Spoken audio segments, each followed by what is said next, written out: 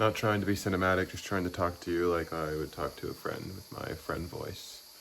And right now I'm cooking dinner, and as you can hear, something is whistling. I don't want it to explode. It's a pressure cooker. I really don't know how to use pressure cookers. They're a totally new beast to me. I think one of my fears is that it'll destroy my kitchen. It's like a ticking time bomb or something. And so I just want to stay out here, see how the pressure cooker does, and then, I don't know, maybe I'll go to the bedroom where I can sit more comfortably and set this camera up in a way that makes sense. But I just want to rant right now. I didn't think being a content creator would be so hard. And I'm not talking about posting videos, that part's not so difficult. I'm not talking about filming videos, that part's not so difficult. I'm not talking about scripting videos, that part's not so difficult. I'm not talking about editing, I'm not talking about any of the creative process that goes into making videos. I'm talking about doing Ken's course. It's hard. Oh my goodness. I wasn't expecting it to be this hard. And he has this really time-consuming exercise where you have to write down who your dream avatar is, and basically it breaks down all the dreams in your life, and it makes the assumption that your dream avatar is you in the past. And I agree with that statement. I think I want to target myself in the past. And so past Jesse, what were his dreams in health, wealth, and relationships? And so I began writing up my dreams for each one, and it's just so exhausting. Once you write out your dreams, and for every single dream, you have to write down the problems, the struggles. What are the struggles that are preventing younger Jesse from achieving those dreams? And then once you find the struggles, you have to write down solutions for each of those struggles. And it just ends up becoming this ginormous webbed tree that just expands in every direction to almost infinity. And so I've just spent the last 2-3 hours just working on that, and I'm just posting in the group saying like how time-consumingly bothersome it feels like it is. And Ken commented, he's like, well, you only have to like complete the stuff that you've actually achieved. He said, don't hypothesize about what could make a dream happen. Just write down the dreams that you've already achieved that your younger self would be interested in. And I think this is an incredible way in hindsight to create content for idea generation. It really shows you, or at least it showed me, it really showed me the areas of my life where I'm strong in and where I have victories and things that I can help my younger self with. And so I'm really inspired to continue on with the relationship segment. I'm almost done. I probably only have like an hour left of work.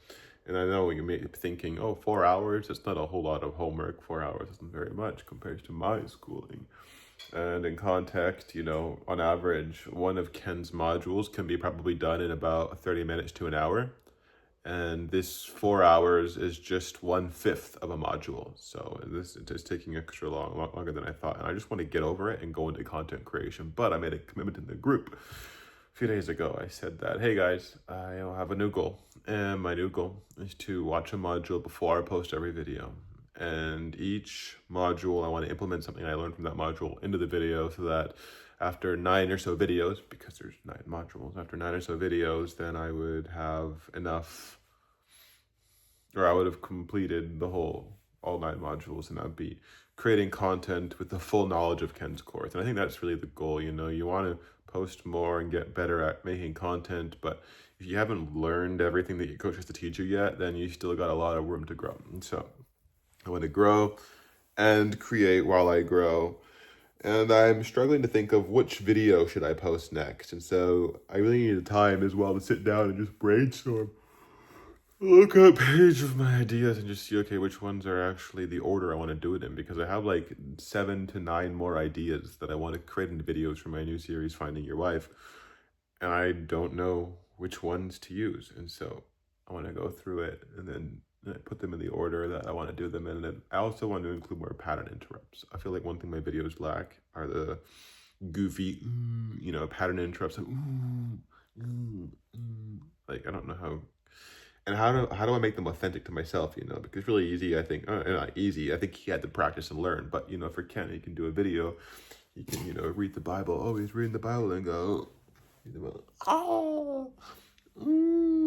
But like for me, like what are my faces? And I think one of my faces is wait, it's like I was at a dinner with some friends, and they asked me if I wanted ice cream, and I was way too full for ice cream. But my heart was like, yeah, I still want ice cream. And so I was like, ooh, I think this is more the face.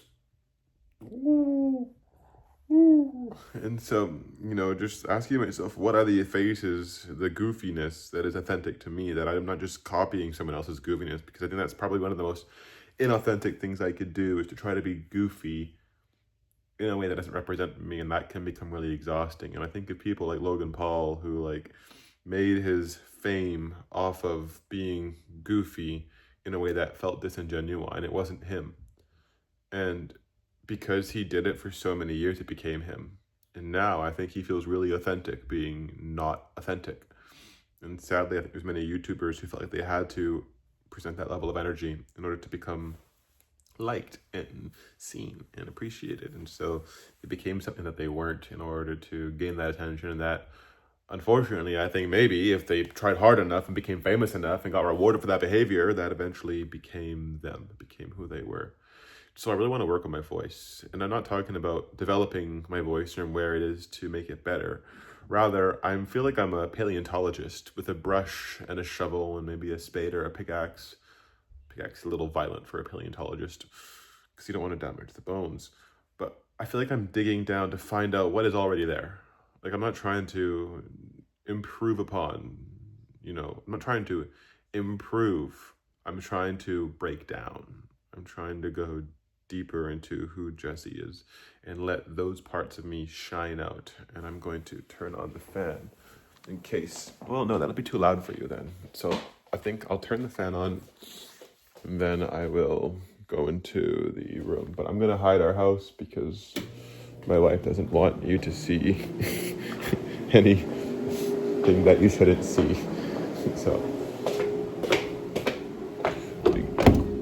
got into a little bit of an argument in one of my previous videos where I showed an image or a scene of myself looking into the mirror in the bathroom, and my wife got upset with me because the mirror looked dirty, and I told her I would clean it before showing people the mirror in the future. And I feel like she has certain standards that I need to uphold, that I've agreed to do. So this is a cute picture of me and my wife with her on the back.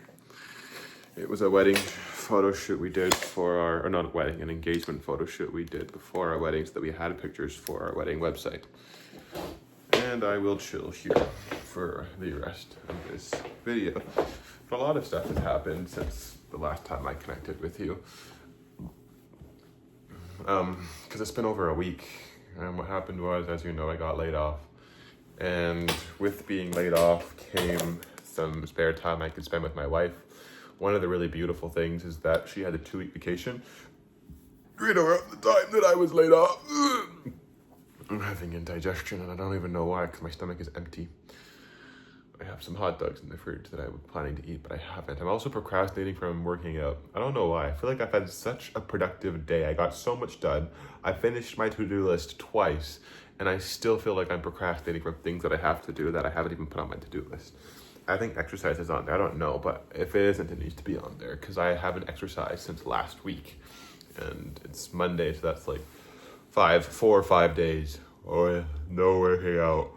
And I've made some pretty outrageous goals. I want to grow my chest circumference under my armpits here from 38 inches to 45 inches. And I only have a couple more weeks to do that. So we'll see how that goes. But in the meantime, I know that means I have to eat right and work out a lot. And so I'm cooking myself this massive chili, tomato-less chili, because tomatoes don't really agree with me.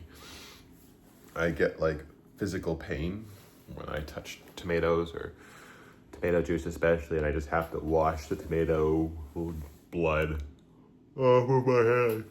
I don't know why I'm yawning so much, but maybe I'm just super tired and in need of sleep. But one of the big changes you probably noticed about me is my face, and that is that I am not wearing glasses right now.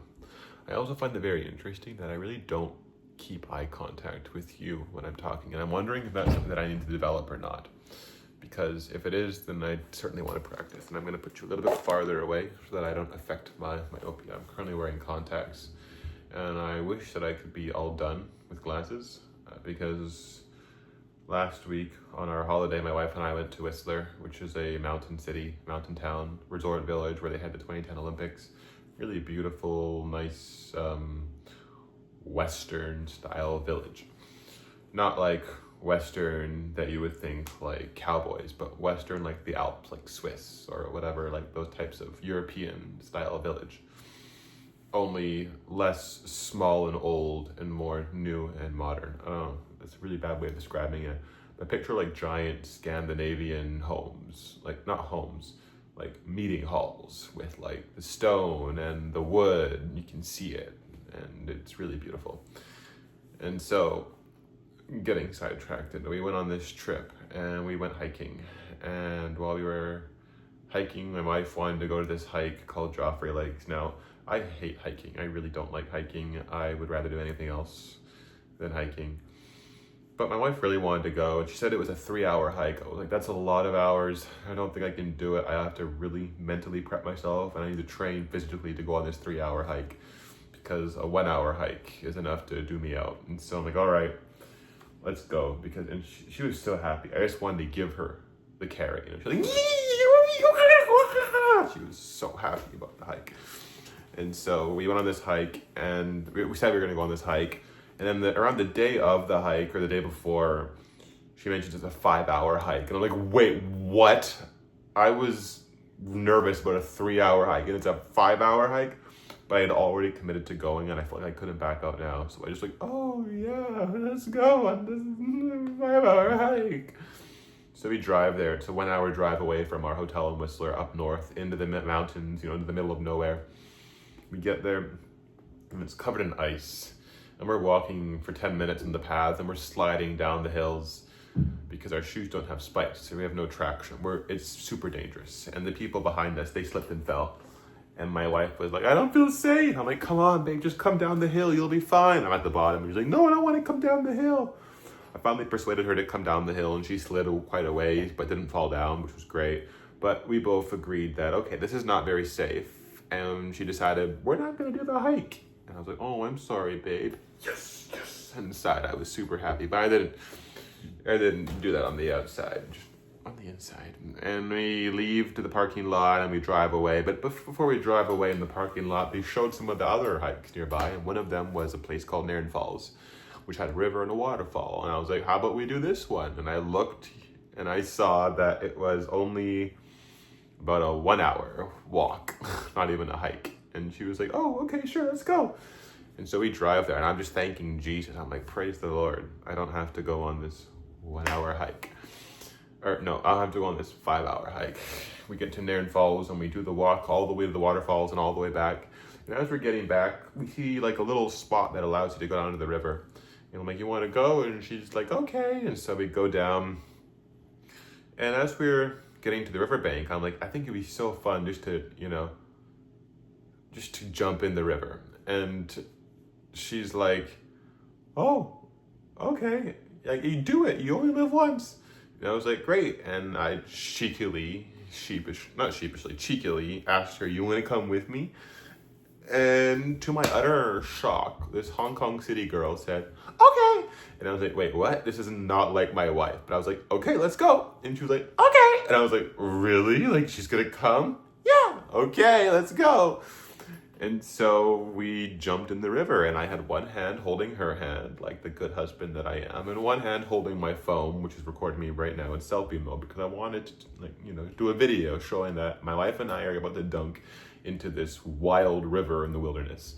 And so we go in the river, and we get about neck deep, and I'm like, okay, I'm going in. And I put my head down, facing downstream. And when I lifted my head back up, I felt my glasses pulled off of my face and disappeared. Now, this has happened to me before, where I am in the water and my glasses fall off. I've been swimming with glasses for decades. And usually when I'm swimming and my glasses fall off, my reflexes are I use my hand, I grab the glasses and I put them back on. I then take them off out in safety and leave them there. However, this time, for the first time in my life, I had a wife, and the wife was in this hand and the phone was in this hand. Now, I did not want to drop my phone into the water. So I let go of my wife's hand and I frantically began searching for my glasses with my left hand, but no matter how hard I tried, I couldn't find them. So we left the water, waited a bit for me to warm up because this is glacial water and I was starting to get too cold for comfort. Then once I had gotten some sunlight, I went back into the water and looked again. But the rate at which I was getting hypothermia, violent shakes, loss of balance, black spots in my eyes, was faster than the amount of time I wanted to spend looking for my glasses. So unfortunately, after 3 more tries of going out, warming up, going back in, freezing to death, going back out, warming up, going back in, freezing to death, we couldn't find my glasses. And I remember praying, like, really, God? Really? You're really gonna, not, please, God, don't you care about me? Aren't you gonna help me, God? Please, God, your name's on the line. Help me find the glasses. Think of the great testimony this is gonna be once I find my glasses. And God was just smiling, not saying anything, just smiling down, seemingly unconcerned with my plight. But the reality was, I couldn't see. My glasses have a strength of about 7.0. I think it's 7.5 and 6.5, 7.5 and 6.5. And so I was legally blind. I couldn't see anything outside of, this distance. And so that meant we were stranded an hour away from our hotel in the wilderness unless my wife drove home. Now, one thing you don't know about my wife is that she has her learner's license and she has been procrastinating to learn how to drive because she's terrified of driving. Not because she's scared of driving, but because she's failed her test multiple times. And that gave her a bad experience. And she knows her test is coming up in a couple months, but she doesn't want to practice, especially on a high-speed 80-kilometer highway in the wilderness. But she realized in that moment, the only way that we were going to get back is if she slapped her learner sticker on the back of the car and drove home regardless of whether she felt confident or not. And that desire to save us, pushed her to say, all right, I'll drive us back to the hotel. But we didn't just drive back to the hotel. First, we wanted to go for lunch. So there was a small town about 5 minutes away from the waterfalls. She drove me to that small town and I ate a burger without being able to see. And it was funny because I learned that if I actually take my phone and use the phone screen, I could hold the phone screen, this close to my face, and I could zoom in on things, and then I could see things clearly through the phone screen, kind of like it with a telescope. So I was using my phone screen in the restaurant to see, I couldn't even see where the bathroom was, because the sign, it's not very big, and so it just blends in with the wall to me, like a black smudge. I'm like, where's the bathroom? I'd use my phone to find it. And it sounds like my beans are done. I hope that's not the smoke alarm. I'm going to assume it's not the smoke alarm because it's stopped and the fan is on. But I will have to go check on that shortly. But I want to finish this story. So we drive to the restaurant. I eat a blind meal, and it tasted pretty good. We get back in the car, and now my wife has to do the 1-hour drive all the way back home. Now here's the thing. I do know how to get back because I had a GPS. And so she's like, okay, you tell me how to go and I'll drive. I'm like, thank you so much, babe. You're so amazing. You're so awesome. You're so this. You're so that. You're so great. You're so wonderful. And she drove bravely for the next hour and 15 minutes, I think it was. She drove a long ways until we finally got back to the hotel. We parked and then we went straight to the local optometrist in this tiny ski village of Whistler. And the optometrist wanted to see my prescription. And at first I was like, I don't have my prescription. And she said, well, is there anyone at home who could, take a picture of it and send it to you? And I'm thinking, my parents are in Asia. I don't even have the key. I don't even know where my prescription is at home. And so all hope felt lost. I was like, am I really going to spend the next few days here in Whistler without my glasses? And I wanted to shoot videos. I wanted to do a whole lot of things. And it turned out that they said, okay, we'll tell you what. How about you call your optometrist in Canada, wherever you got your last test, and they can email you the sheet, your prescription sheet. I said, okay, sure, I'll give that a try. Turns out my optometrist was about to close in less than 30 minutes. I managed to call them just before they closed, and they emailed me the wrong prescription. I called them back, they emailed me the right one the second time, sent that to the small little shop, Whistler, and said, please, can you give me an emergency pair of contacts? And in that moment, I really missed the Malaysia system where you can get over-the-counter contacts. I feel like there's a lot of bureaucracy here in Canada designed for our safety, but it also really bogs things down. And so I got a pair of emergency contacts, which I was wearing for the past few days. That wasn't my correct prescription, but they were quite comfortable, and I learned how to put them in on the last day. So yesterday, after like 5 days of wearing them, I learned how to put them in on the first try, which for me was a big feat because I would struggle. And I also was able to take them out, I believe, last night on the first try, which was also wonderful because taking them out sometimes was even harder for me than putting them in, because no matter how many times I would gouge out my eyeballs with my fingers, I feel like the contacts wouldn't come out. They would just stick tightly to my eyeballs. Like, come on, get out. And my struggle, I don't know why, is my left eye. My right eye, I have a lot easier time getting stuff in and out. My left eye, which for you, unless this is not me, it would be my right eye, is a struggle. So we get back and we're like, Lord, what's going on? And I feel like the message that God was trying to tell me through this whole thing is that he wants to give me new vision for this season. I don't know what that looks like. As you may know, I am now unemployed now that I have been let go from my job last week. And so I'm job searching, and for me that means looking for or applying for 2 new jobs every day. So I'll continue to do that. In the meantime, I feel like God's giving me an opportunity to spend my time taking Ken's course, finally, because I haven't been able to really go through any of the modules because I've been so busy working and making content. But now I can actually go through the modules, apply what I'm learning in my videos, and create content series. And I don't know how long it's going to take for